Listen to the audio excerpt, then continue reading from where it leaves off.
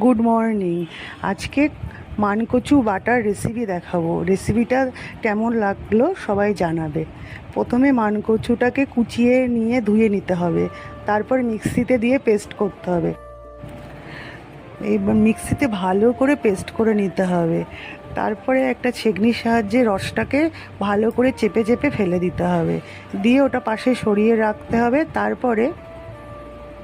তারপরে মিক্সিতে নারকেলের টুকরো করে দিতে হবে, তারপর কাঁচা লঙ্কা আর সর্ষে, একটু লবণ পরিমাণ মতো দিয়ে মিক্সিতে আবার পেস্ট করে ওই কচু বাটার সাথে মিশিয়ে নিতে হবে।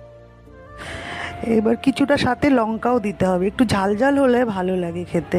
এবার মিক্সিতে একটুখানি, খুব বেশি মিহি পেস্ট করলে হবে না, একটু পেস্ট করে নিয়ে কচু বাটার সাথে মিশিয়ে ওর ভিতরে একটু পরিমাণ মতো সর্ষের তেল দিয়ে ভালো করে মেশাতে হবে।